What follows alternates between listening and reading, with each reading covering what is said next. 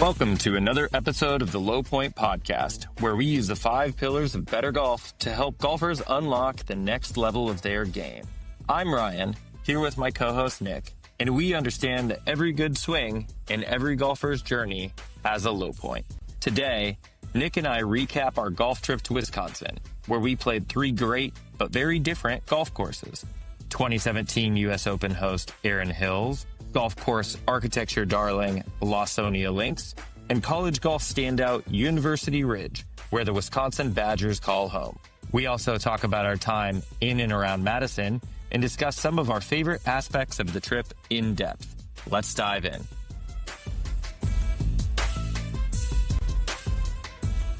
So I thought today, Nik, what we might do is just give like a 60-second or less where we've been in terms of where's our game, what are the things we've been working on, how much have we been playing, does it align with our goals from the previous episodes. We'll do like a very high-level overview of the trip, so I can go through that, just kind of talking about where we went, the courses, and then we can get into the specifics of each round. I've also got a couple questions that I wanted to ask you. We can each answer the question about the trip as well.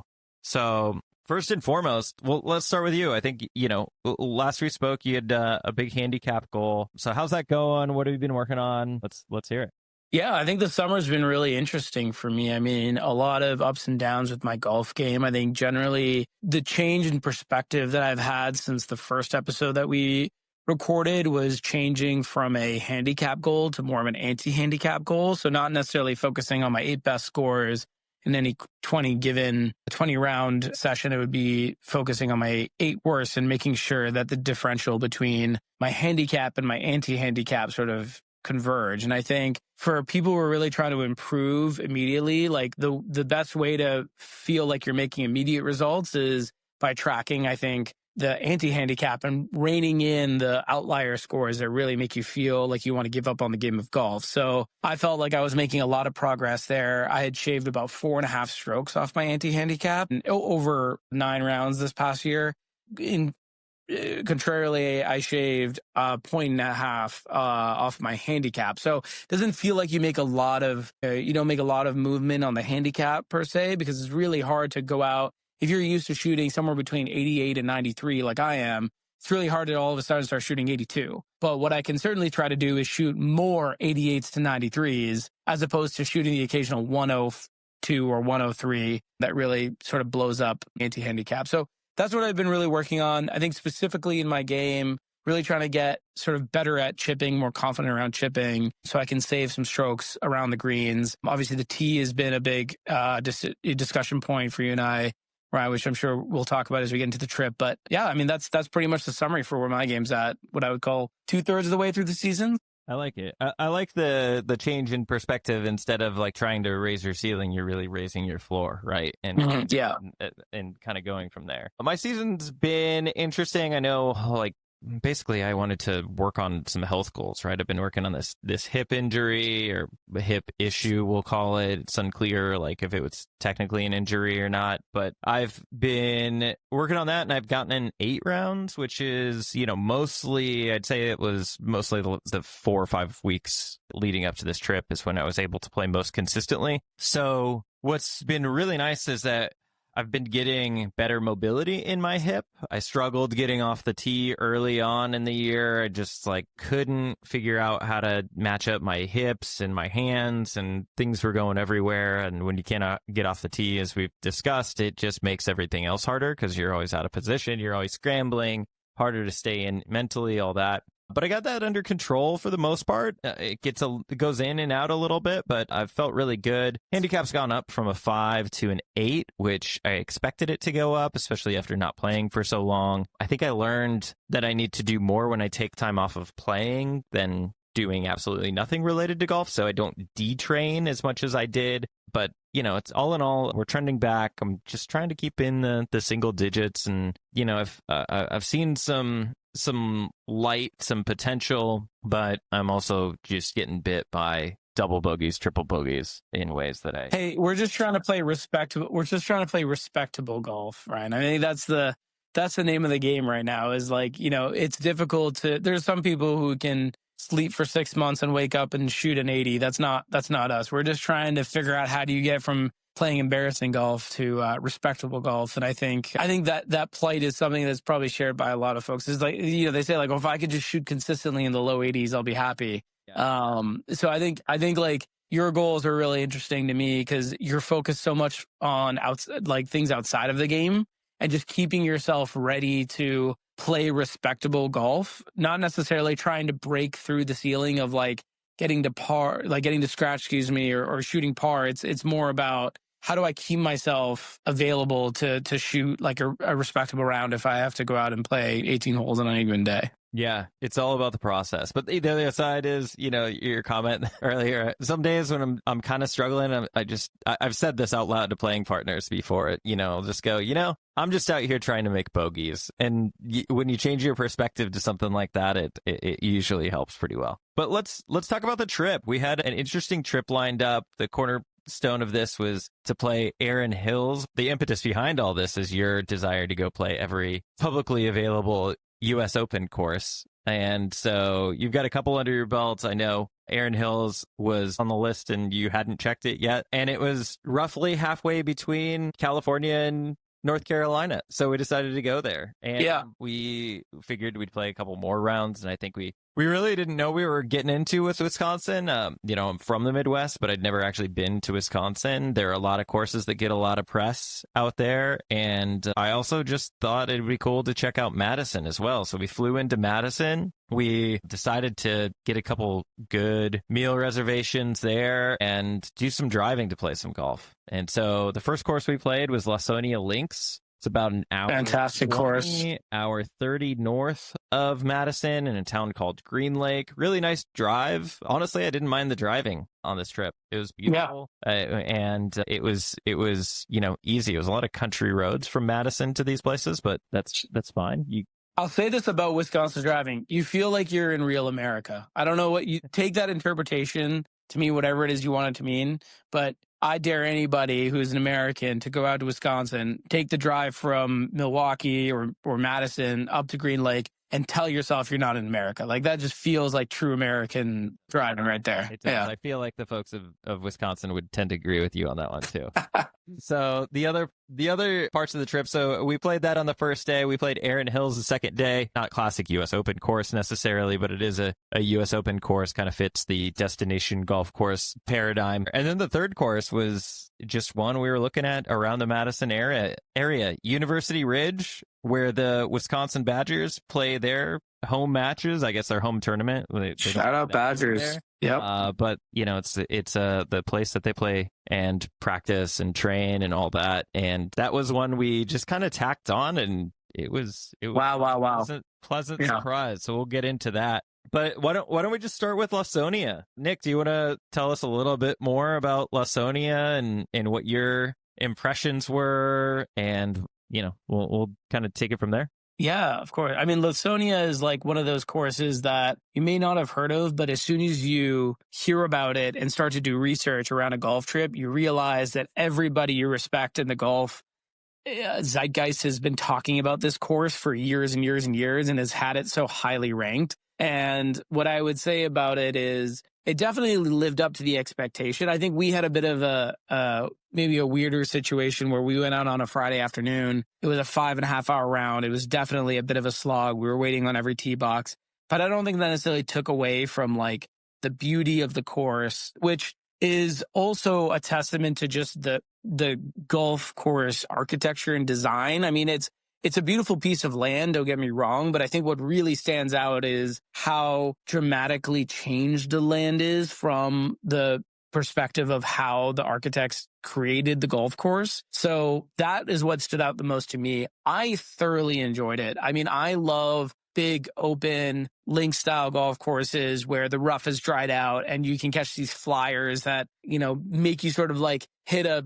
7-iron in from 190 yards. Like, I love that type of golf course. And then like all this sort of depth perception guessing of like, how does this green roll and how will this ball fly out? Like, I love all of those different like, permutations of golf, if you will. So, I mean, I had a joy despite it being a long round. I didn't shoot particularly well there, but it definitely left me feeling like and I think part of that was just sitting around for a long time, but it was a course where I definitely felt like I could have gone low had I played it a second or a third time. Yeah. What do you think? I agree. I think a little more about the course. It was opened in 1930. It was kind of your classic golden age of golf architecture / gilded age of America golf course, where I'm surprised it still exists, to be honest with you. Yeah, they use steam shovels. They moved a lot of dirt around. And I think that, to me, is the defining characteristic here. This is what I think Andy Johnson of the Fried Egg said. It was like golden age maximalism. Yeah, just the bunkers were all big, the greens were all built up. I think on the 5th or 6th hole, I don't know if I looked at you or if I looked at one of the other guys we were playing with, and I just said, man, I feel like I'm on a boat. Like, you're just kind of constantly going up and down, and just like the elevation change and like these massive side hills and all of that. It was really something else. A course where, there's a lot of bunkers. There's no water on the course, right? There was like OB on the side of one hole, which I found, which was unfortunate. But, there wasn't like a ton of real hazard. It was just like find the right spots and hit the ball there and figure out how to, use the elevation change, use the angles of the turf to your advantage, and which lends itself to a lot of different ways to play. You can keep the ball on the ground in a lot of scenarios if you want. Yeah. The depth perception was really challenging at times. The front nine was the one that really moved up and down. The back nine was, well, it had a lot of movement on the back nine, but you could see a lot more. But overall, I thought it was a really interesting course. I don't know that I would want to play it every day. I say that because you walk up and the clubhouse and everything kind of feels like a place that you should want to just hang out, and it could be your local muni in that way, right? But I don't know. I don't know if that's what it's intended to be, or if it's really just intended to be kind of this resort out there. But I would certainly love to have another crack or two at it. I found that I had a great stretch of holes here and like played some holes really well, and I just put myself in bad spots on some other holes and ended up with double and triple, which was crazy to me. Well, I think that's what's really great about a good golf course, and I think this is why they call it the golden age of architecture. And at least from when I play those courses, what I really take away from it is there are 100 different ways to play that course. And so what I take away from that course at Lawsonia as well is that given the angles in and angles of turf and like how the wind might be blowing that day, you could play it every day and have a completely different round from one day to the next. And I think that is what is really, really cool about a golf course like that. So I respected it and appreciated it from that perspective. I really liked the fact that you mentioned the front nine having the biggest part about the front nine was that pretty sure 8 of the 9 tee shots were blind.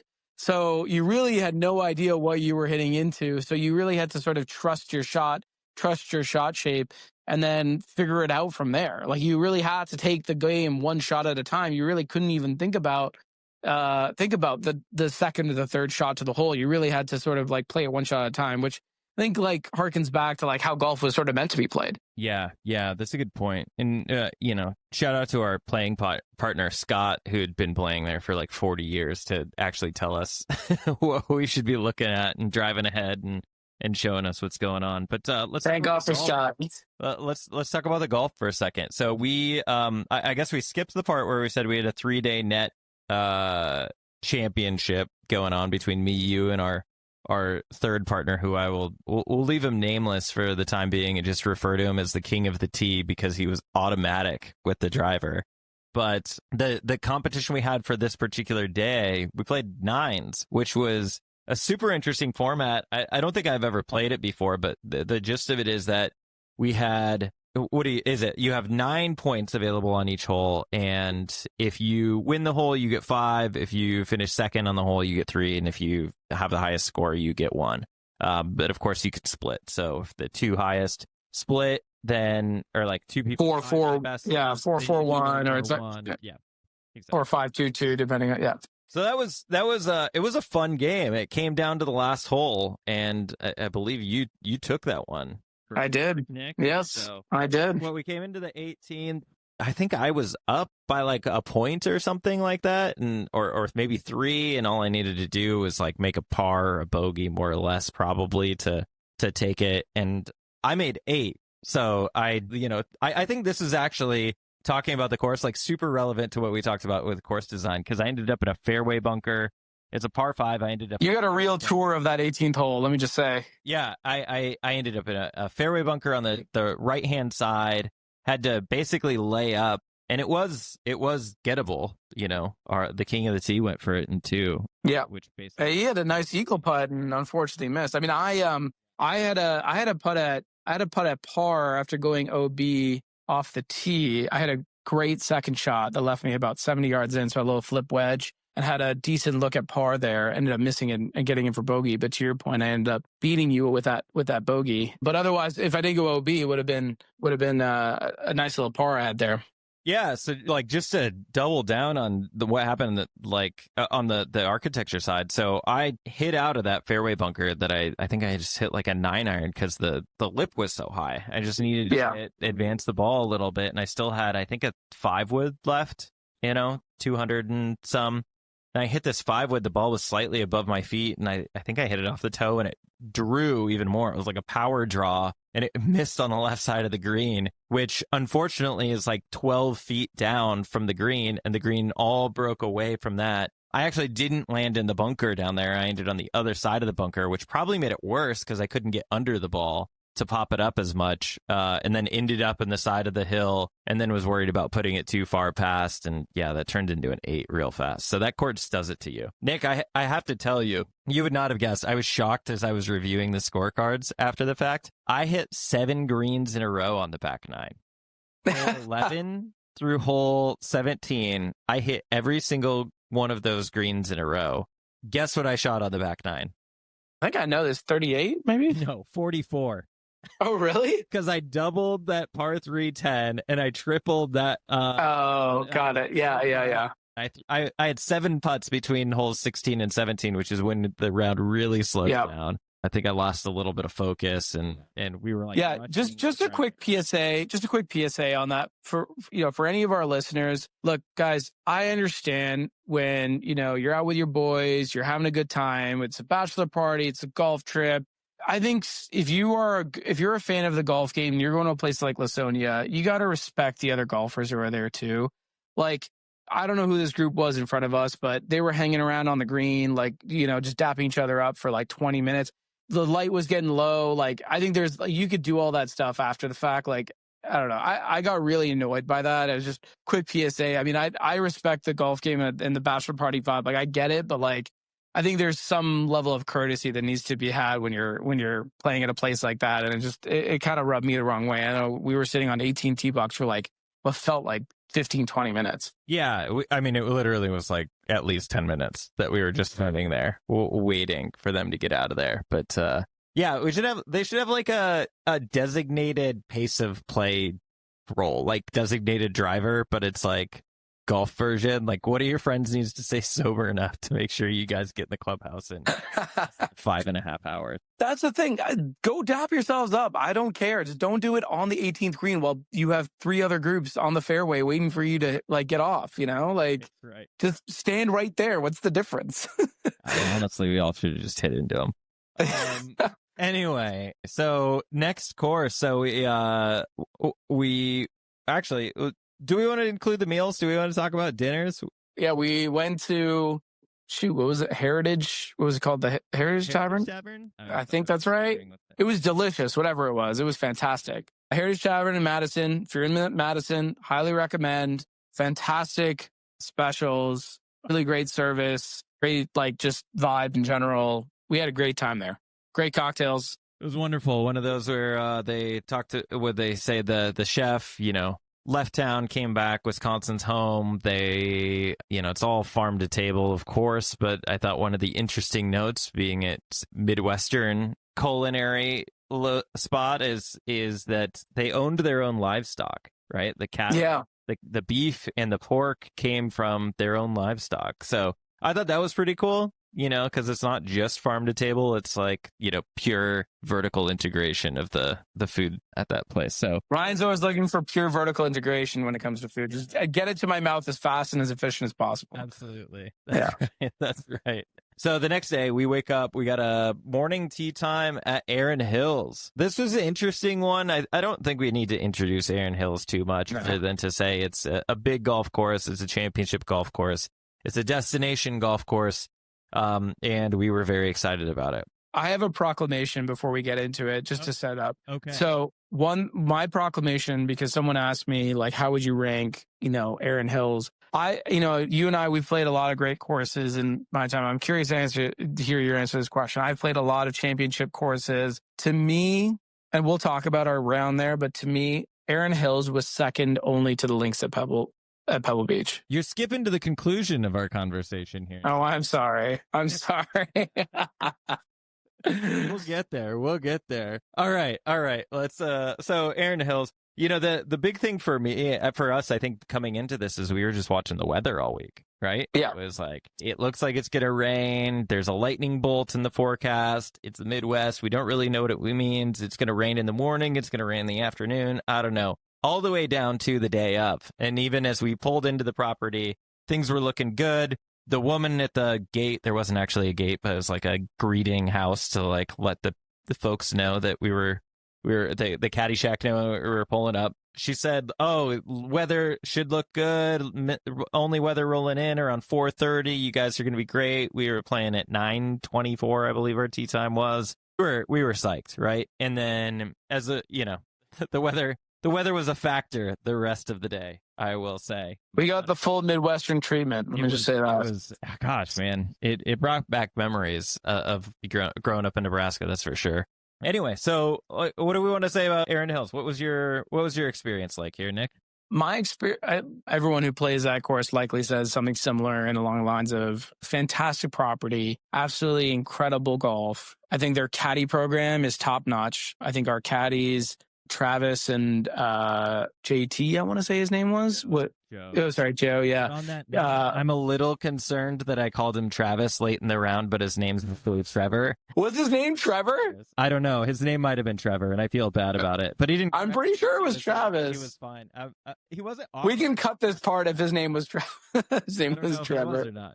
I don't know if it was. We'll never know. Maybe we can but no, I mean, the caddy program was fantastic. I walked off the course the way I feel when I walk off a course I really, really enjoy, which is like, damn, how do I get back out there? Like, I want another shot at that. Like, I know I can do better, and I want to play better next time. That now that I've played it once or twice or however many times, there are courses I've played 3-4 times, and every time I go out there, I'm like, I can do better. Like, I know where I made my mistake. And it's a punishing course. Like, don't get me wrong. If you miss in the wrong spot, you can really find yourself in a world of hurt. But I just thought that, the entire property was, just fantastically organized, fantastically run. Service was impeccable. Everything from the pro shop to the caddy barn, to the practice facilities, to the course itself, just top notch. I mean, can't say anything better about that place. It took me a little while to get into the round there, but once I did, I felt like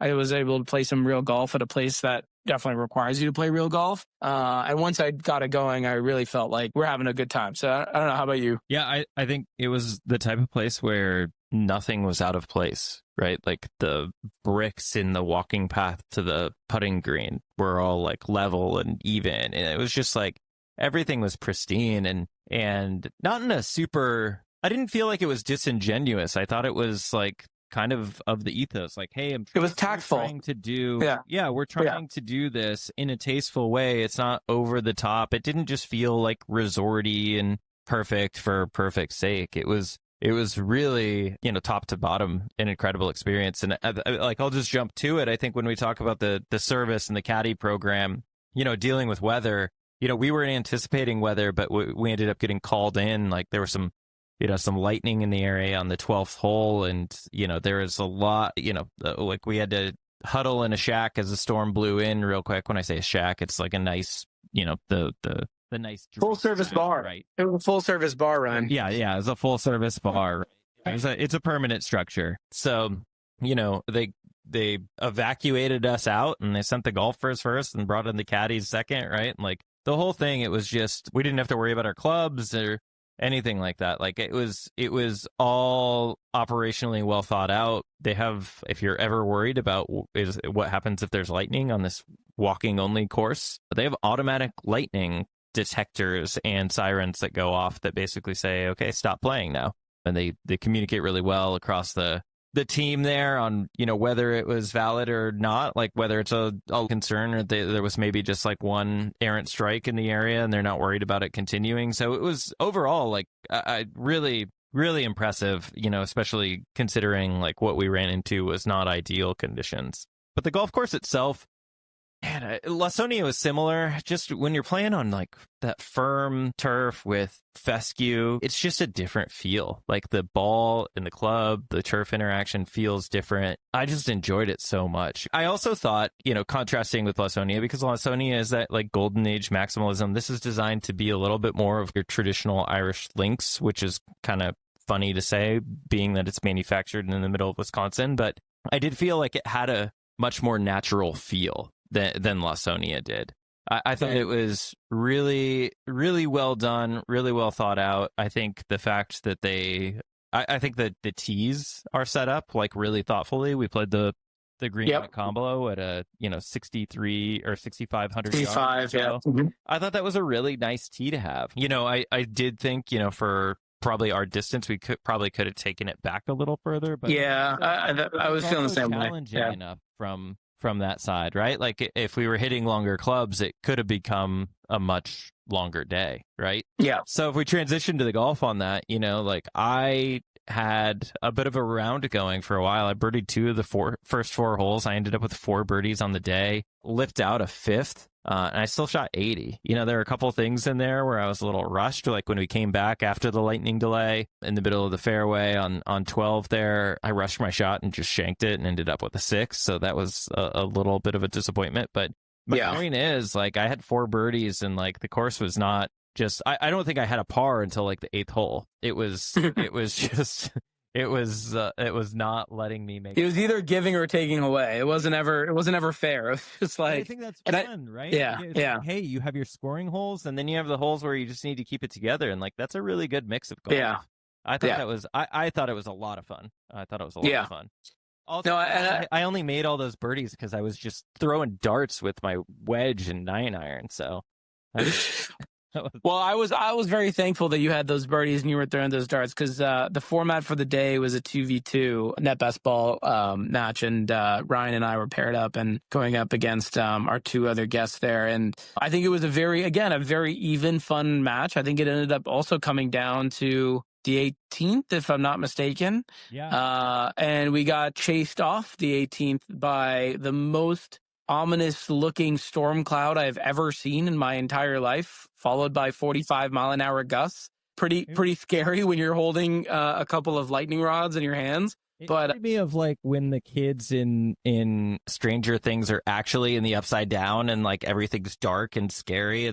We were literally in the Upside Down. That's right. We were literally in the Upside. It was pretty crazy. There was a moment where in the half-a-mile sprint from the 18th green to the clubhouse, I looked up at the sky and I was like, what is this above me? And I looked all around and it looked like it was 10 o'clock at night. It was so dark. Going back to the golf, I had a pretty good opening hole. I had a pretty good ball on the off the tee on the second, but then clipped a wedge over the green, and it found it difficult to sort of recover and find my groove for a few holes after that. But we ultimately found it, and by the turn, I think the biggest thing for me in my game was I found my driver on the back 9. That was like a big sigh of relief for me because I feel like I had been working on that a lot heading into the trip, and it didn't really save me a lot in Lawsonia. And so for me, I mean, I shot a 93 at Erin Hills. You can't really like hate that score for someone who's a 15 handicap, but I definitely felt like I could have shot 5 or 6 strokes better, if I just had a stronger front 9 as to what if I played the front 9 the way I played the back 9, I certainly could have shot a lot better. You had 2 drives that were better than any drive I've ever seen you hit before. And you know what's crazy? Short and backswing. I'm not saying that works for everybody, but for me, I think just it helps me get my tempo right. I think it works for most people. I should probably do it, but it is amazing, man. I was like beside myself watching you hit those drives. I was really happy for you in that. I was like, those were pretty cool. You don't even have to hit it like that every time. If you literally get like 2 or 3 of those around, it's going to change your game so much. Yeah. So I hope whatever you're doing with the shortened backswing there, you stick to it and can make some things happen with that. We'll see. I will say this about Erin Hills and Lawsonia together. It is, to your point, they're very similar courses, but different in a lot of ways. Like they're similar in that they're open, link style courses. You can find your ball. I think I lost 1 ball over 2 rounds, which is amazing. But I just thought that, and I know that like Wisconsin golf gets a lot of cred, but there are times in my golf game where, and I'm sure a lot of people feel this way, where you sort of like lose love with it, and you sort of like, you find it difficult to like find the motivation to go out and play again. If you feel that way, go and play golf in Wisconsin. I'm not paid by the Tourism Board of Wisconsin, but I will say this: go if you've lost your love for the game of golf and you want to rekindle it. Go to Wisconsin and play these courses. I fell in love with the game again. Walking off of Erin Hills, I felt so energized and like so like just like this is what golf is made for. I know I sort of buried a little bit earlier, but there are very few courses in my mind that live up to the courses that we played on the first 2 days of our trip. Absolutely. If you can play at courses where I hesitate to say it's a resort style course, but like that's what it gets labeled as when you don't have to look for a ball, right? The fairways are wide. You don't have to look for a ball that much. Like you don't lose balls. It typically gets labeled as resort style courses, but neither of these I felt were resort courses in that way. No.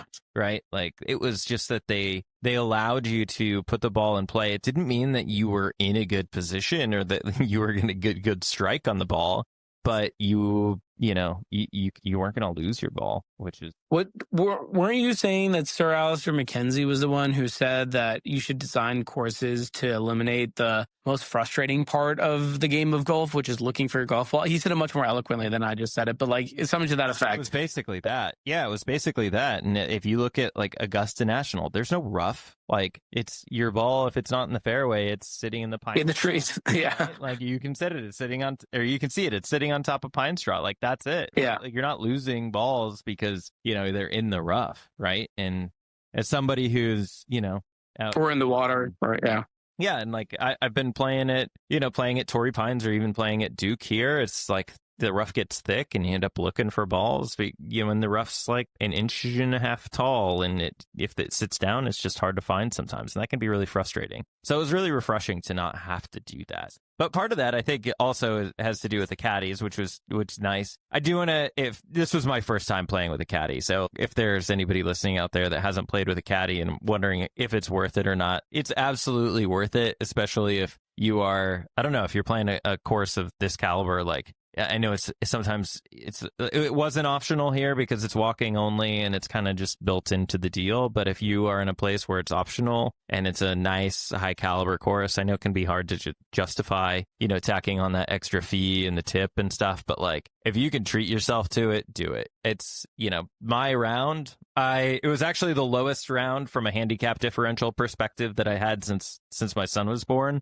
It's not a coincidence. Like the caddy helped me do that. Like it was just so nice knowing and believing that like this line that I chose is the right line because this guy's seen it a million times. And after a couple holes, they start to learn your game and they start to understand like what you can do and what you can't do. And, if you ask for them for guidance, they'll tell you, but at the same time, like you have to go up and hit the shots. Like he'll tell you like, this is what you need to carry this bunker or whatever, but it's up to you to go and read the lie and like understand, oh, I got this like side hill lie. It's going to go left this much. Like it was a really nice combination. It was fun to play like almost team golf in a way. It's an interesting partnership.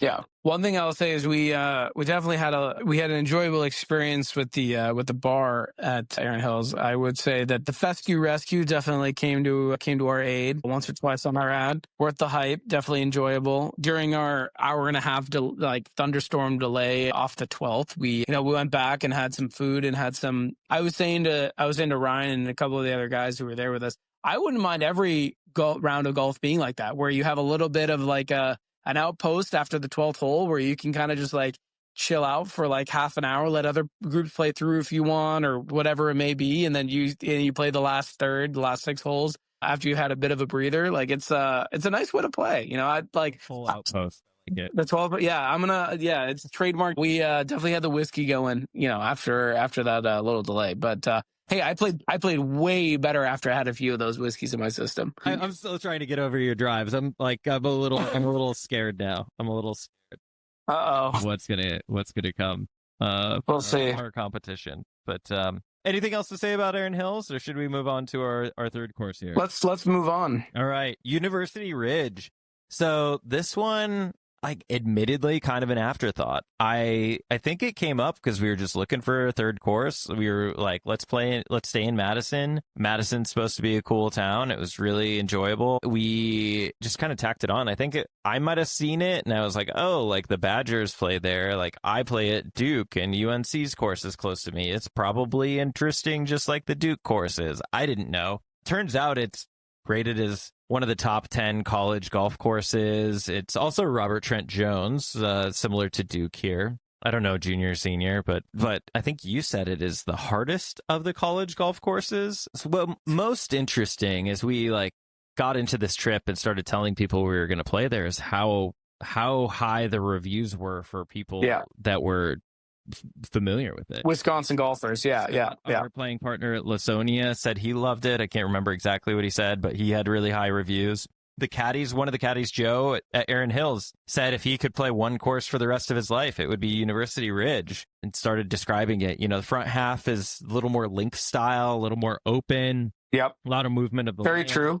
And the second half is a woodlands course. It is a true woodlands course. I felt like I was in North Carolina again. Yeah. It was really something else. It was really challenging. We took a different approach. You and our fourth member, which was a kind of surprise addition to this round too, but it was, a carryover from a welcome one. Yeah. Very welcome. It was the two of you played from the white Whites, tees, kind of the standard tees, and the king of the tee and I played from the blues. Which was interesting because it was the greens and the blues. Sorry, excuse me. Yeah. Yeah. So, but it was interesting because there was no real middle tee that equated to like the green white combo at Erin Hills in terms of course rating and slope rating.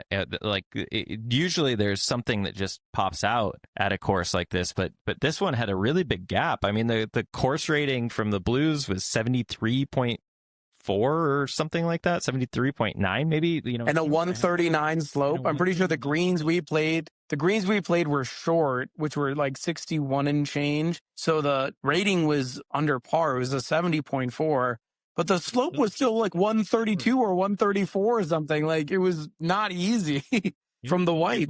Yeah. The thing I felt the most about that course was I felt like I made good shots and I was just getting, to use our fourth playing partner's term, just getting boned left, right, and center. I was hitting good shot after good shot and found myself in bunker, rough, like short-sighted, just like, very punishing. Like I felt every digit of that 132 or 134 slope. Like I got completely wrecked. If you were in the wrong spot on that course, it was tough. And some of those holes were just like real punishing. I'm thinking, the fourth was that uphill. Oh, uphill. Oh my gosh. Yeah. The fairway was so narrow. I was looking at it after, I hit a driver and I drilled a tree on the left side of the fairway and dropped down. And then I was kind of boxed out. And I was like, I don't it looked like a driver hole, but there was no way a driver hole. But also if I don't hit driver, how did I get to the green in two? And if you recall, the gap between the greens and the blues on the scorecard was so strange that it left the gapping from a tee shot perspective very difficult to judge.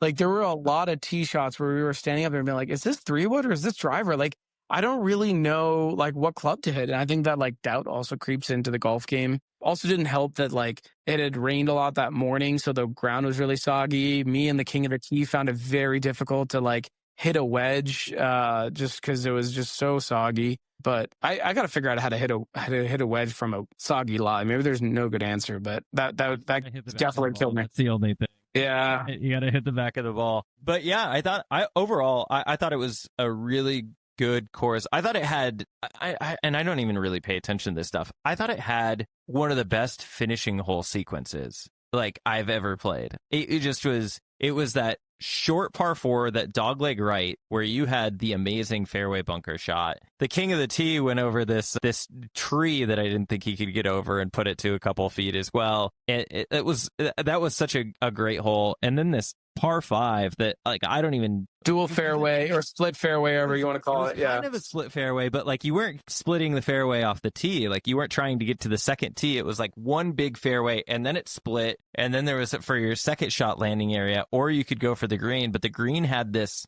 wicked bunker complex in front. Yeah. It was like 5 bunkers. It was uphill. Like downhill, you couldn't see that. You definitely couldn't see the green from your second shot. Like trying to go for it in 2, you're just swinging and praying. Absolutely incredible. And then the 17th was a downhill par 3 with water in front, with a really like narrow right to left, side to side green, but pretty long front to back. And then 18 was this uphill dogleg left, like fairway bunkers on both sides. Just absolutely incredible tester of a hole. Like easy to make birdie, easy to make bogey. Just a great finishing hole for a competition. Like those last 4 holes, I could imagine if you played for Wisconsin or any of the schools that go in there and you're playing a tournament there and you're feeling good after 14, like you know there's work to do over the next 4 holes. And like kind of one of those where if you're behind by a few strokes in that tournament, you know that people can make mistakes over that last stretch. If you can hold it together, then you have a chance at finishing higher. Coming off that short par 4 that you mentioned, where I did hit that incredible shot, which was probably top 3 shot of the weekend for me, maybe top 1, let's be honest. We had a bit of a tight competition going. I mean, we didn't really allude to it covering up the other 2 courses, but I had a 3-shot lead after Lawsonia, after which your very, very nice tidy 80 had brought you back and tied me. And we both had a 5-stroke lead on the king of the tee. And so going into University Ridge, we had a bit of a match going. I obviously had a few strokes on you, but like I said, I definitely felt like I was getting boned throughout that course. But you weren't playing your best golf either. And I think coming around off of 15 would have been the short par 4. You were neck and neck. But so it was a pretty eventful where I hit my tee shot OB on 16. You hit a great drive. There was a bit of a miscommunication with one of our playing partners on your second shot, and you hit it OB on your second shot. And I actually hit a fairly decent recovery. And then on 17, I dumped in the water. And so we had a bit of a up and down. But I'm proud to say, Ryan, you are the first champion of the Continental. So congratulations. It comes with bragging rights and a very spectacular wrestling style SmackDown belt, which you will showcase at our trip next year. So congratulations. Thank you. I'm very excited about it. I love what we're doing here. I'm very grateful to our playing partners for participating. I'm just a little disappointed that we didn't incorporate the fourth into our first round so that he could participate. But next year. That's next year. So I'm very excited. I think it was a goal of mine to win this. I felt like I was getting close to getting something together with the game, and it wasn't all pretty. I still have a bit of a big number problem, but I think I've found a few things, and I was just glad things came together a little bit there. It wasn't easy. It's fun to do this sort of competition and actually leverage the handicaps, and not just like a single round where things can go up or down, but where you have a bad hole and that like if somebody else has a bad hole, they're still in it. Like we're playing some tough courses and playing 3 rounds, and it's just fun to have that kind of competition amongst friends. Well, quick last note on this one before we get to your final questions as we look to wrap this up here soon. The last game we played at University Ridge was Vegas, and Vegas is an interesting format where you combine the low score of so it's a 2v2, similar to obviously the best ball that we played, but you take the low score, net score of one playing partner and the high score, and you combine them. And so the low score is the first digit, the high score is the second digit. So if it's a par 3, let's say you have a net par and a net double, it's a 35. And so you add up all the digits at the end, and whoever has the lowest score after after 18 holes is the winner. I would say I thought it was an interesting format. It wasn't my favorite of the weekend. I found it very difficult to track the game throughout the round, which I'm not like a huge fan of, but like it was very clear to me like early on in the round, it's like, oh, this really isn't going to come down until like the 17th or 18th hole. So there's like really no point in keeping like checking in on where the score is because these digits could be so random and anyone can have a blow up hole at any time. Like, great point. It really felt like, oh, okay, only when you're getting down to it does the Vegas score really matter. So it wasn't my favorite format. I'd actually probably say 9s was my favorite, but you need 3 people for that. I agree. But I mean, net best ball is always fun too. Net best ball is great. Vegas is, I don't know, maybe it was a weird day and a weird course, but it was a little lackluster. Unless you got somebody who's really into the numbers and is going to keep track and it can tell you what's going on. But 9s was a blast. 9s was an absolute blast. I enjoyed that one a lot.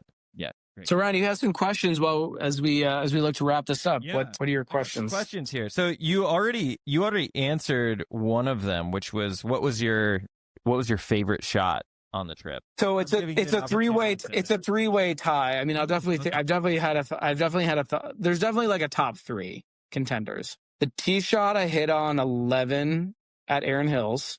Yeah, smoked it. The flop shot I hit at Lawsonia on 16 over the bunker, where the king of the tee said like, wow, that was a formidable golf shot. And 15 at University Ridge off the bunker, putting it to 2 feet for birdie. Yeah. So you pick. Which one you pick? Well, out of those 3, I would pick the fairway bunker shot. Yeah. University Ridge. I think level of difficulty is... Yeah. That was so sick. But I was actually, coming into this, I'd kind of forgotten about that one for no good reason until you brought it up earlier. But I was thinking your tee shot it was your second tee shot that I was like, holy shit, he's hitting the ball well. Yeah, that's right. Because your first one was on 10, I think? 10, yeah, that's right. Yeah, that's right. But yeah, that tee shot on 11. Yeah, that was special. Gosh, so maybe that's my answer is that tee shot on 11. Because I was like, oh, it wasn't just a good shot. I was like, oh, like Nik's got something. And if he does this, like this is a literal game changer. Like his game will transform if he can do this a couple times around. So that's that. For myself, I think my most memorable shot was, I got to do a 2-shot combo here, was on 14. Yeah, 14. Okay, so 14. So I had hit my second shot too far right. It rolled down. So I was like not that far offline, but it rolls down 65 yards away. So this is where a caddy was like super great because he just handed me a wedge and he's like, make sure you hit this 65 yards up to get it next to the hole. And it was blind. And I just went down there and I was like, the flag's right there. Make sure to keep it behind the flag, knock it up there. And I gave myself like, I don't know, 15 feet. And then made the putt for birdie. It was like the greatest up and down that I was like. I mean, it was a hell of an up and down. I have to say, I was hanging my head a little bit when you, as my partner, when you hit that shot down there, because I hit my drive into a bunker, and so I had to take my medicine, and then I hit a decent shot up towards the green, but I still wasn't on the green in 3, and so I was like, please, Ryan, please make this work out. And man, did you ever. Because again, king of the tee was also king of the putter on that hole and made a hell of a lag putt to put the pressure on you to make that birdie putt. Totally. Yeah, it was, I don't know. My wedges were on that round. It was great. I was just feeling it. Yeah. It was great. Which one was your favorite course? I'm going to go Erin Hills. I mean, Lawsonia definitely. University Ridge was, look, I understand the hype. I just felt like I got totally abused. It's kind of hard to have affection towards a course that treats you that way. It was a toxic relationship to begin with. But again, I'm not a good enough golfer to find humor in like hitting good shots and not having good outcomes. Like there is a type of golfer who's like comfortable hitting, they feel comfortable enough hitting good shots that they realize like, oh, this is just a good course. That like you really have to like make it work. And it's like, for me, it's like, I'm trying to fit this within a certain band, like, and if I fit it within that band, I want to be rewarded. And so I think the other courses lend better to that. I definitely felt more like, I was thinking this, I never said this out loud.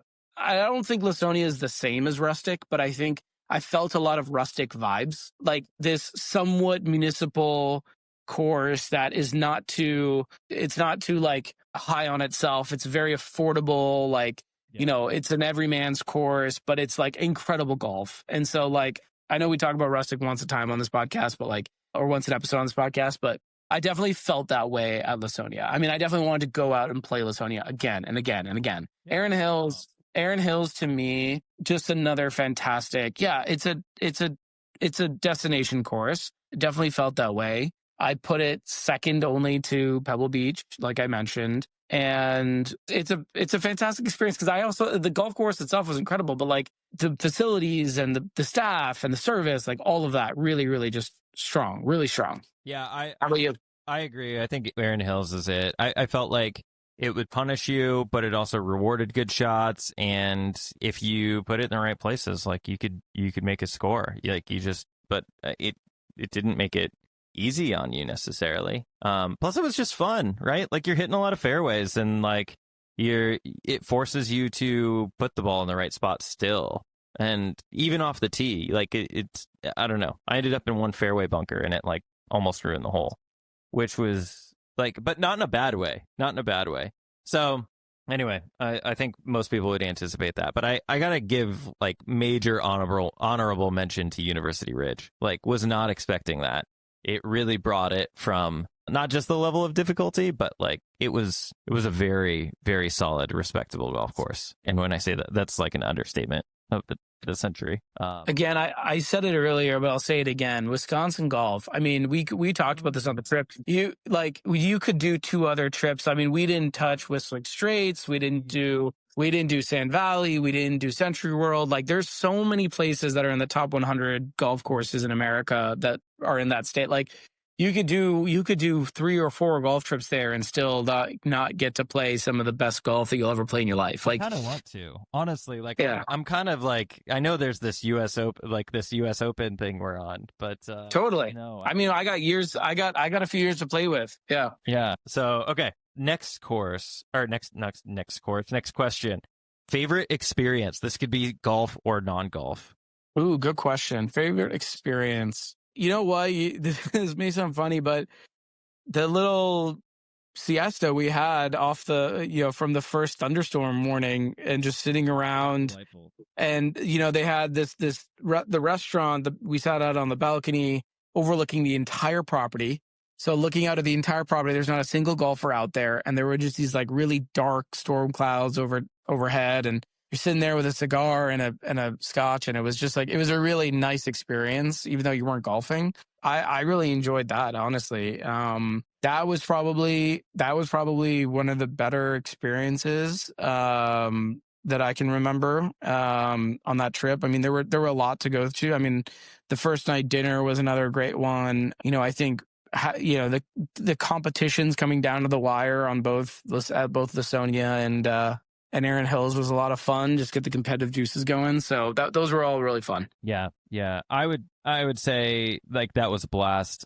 If I didn't already go on about the Caddy program, I'd say having it Caddy was my favorite experience since it was the first time. But I'll lean into the non-golf, the trip part of this. I just enjoyed driving around to Wisconsin and like driving between these places, especially the drive from Madison to Lawsonia. Like just driving through, it was the corn. As I was saying, the corn was like we're nearing harvest time. You saw like all the silos, the farmhouses, and you're just driving through some really nice countryside. And it reminded me, there was some throwback. It reminded me growing up in Nebraska, like looking at the corn all the time and sitting in the backseat of my parents' car as we, would drive around. That to me was nice. It was just a nice change of pace. It was just nice to be out and just kind of be in a different place, Yeah. Yeah. Absolutely. Last question. Favorite meal or drink or anything of that nature on this trip? Can I take those separately? So favorite meal and then favorite drink. I would say the meal was definitely the first night at Heritage Tavern. Big fan. Big up Heritage Tavern. The ratatouille toast was really, really good. Yeah. There was just like ratatouille, goat cheese, yummy bread, toasted up. What else do you need? Like, it was so good. Yeah. Yeah, it was so delicious. And then drink-wise, our fourth playing partner introduced us to this Japanese whiskey while we were sitting around waiting for that first storm delay. I have to remember the name. It's escaping me right now. But that Japanese whiskey we had was absolute Hakushu. Thank you. Fantastic. Hakushu 12. Yeah, 12-year. Oh, my God. That was so good. And I'm a big whiskey guy, so I really appreciated that. Good one. That's a good one. Yeah. For sure. Yeah, gosh, I only prepared one answer for this, but I thought the first cocktail I had at public parking, to after we played Erin Hills was fantastic. Delightful place. Yeah, it was a wonderful place. I took a picture of their cocktail menu because they had great names and they had a lot of actually really interesting ingredients that I haven't seen elsewhere in my cocktail endeavors. But the one that I had was called "It's About Time We Took This Relationship to the Previous Level." Yeah, great name. The mezcal base had just a lot of like Mexican spices in there, like chili and chipotle and like a little. We could have spent 4 or 5 hours instead of golfing just at that bar drinking through the menu. I mean, I would have had just as much fun instead of going. Honestly. Yeah, honestly, yeah, yeah. The dinner place that'll remain nameless was a little. It didn't live up to the hype, unfortunately. I could have. Yeah, I'm sure they had a cocktail that was a little more filling that we could have gotten into. That was my favorite. So highly recommend public parking for anybody who is in or around Madison at some point in the future. What surprised you the most? What surprised me the most? The woodland. I had no idea there was like so much woodlands in that part of Wisconsin. I thought it was all like up north. So I was actually really surprised, even like when we were at Lawsonia and looking over at the woodlands course, how much it looked like North Carolina and how much the back nine of University Ridge felt like playing golf at Duke. I was really surprised by that. Didn't see that coming. There aren't that many trees in Nebraska. So I think that's like the difference between, at least to that extent. What about you? What surprised you the most? I mean, the town of Madison was just super delightful. I don't know if it was surprising, but I just didn't know what to expect. But obviously, it's a very surprisingly delightful town of Madison. But again, I think what surprised me was this feeling of like rebirth. Like I felt like there's a lot of times where I play a lot of the same courses over and over again, and you kind of can feel downtrodden if you're not playing well on those courses. I felt like someone breathed air into the lungs of my golf game, like on this golf trip, and so like that to me really surprised me. I thought I might have got like going into that, I was like sort of uncertain as to how my golf game would shape up in some of these courses, new environments, new grass, all that sort of stuff. But I had so much fun, and I think a big part of that is the people we played with. I think obviously yourself, King of the Tee, Mr. Whiskey Connoisseur, who's our fourth. Fantastic playing group. I honestly, that was such a huge contribution to like the enjoyment of the weekend, and couldn't have asked for a better group of guys to go and explore Wisconsin golf with. I agree. I can't even really add anything to that. It was just it was so refreshing to play. Like I play with strangers a lot, which is nice, but like it was just nice to play with a group of people that all had something that tied us together, even if it was only one person knew one person before the trip, and just feel familiar and have a good time and just chit chat on the drives and over dinner and stuff too. It was a good time. Never felt like forced or anything like that. It was great, and quite frankly, I needed it. I agree. Big up the Continental. Long live the Continental. Long live the Continental. Yeah. All right. So where do we end up on golf-wise, Nik?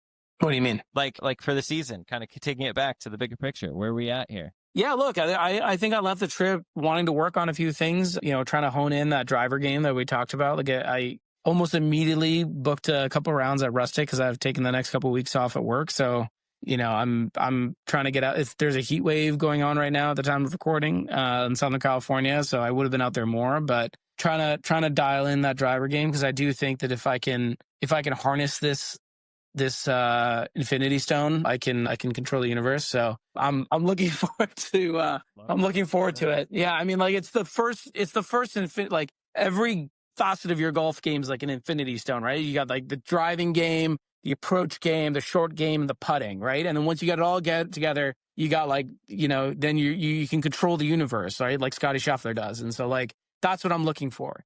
Heck, man, maybe we should have made the Thanos glove the Continental prize, not a belt.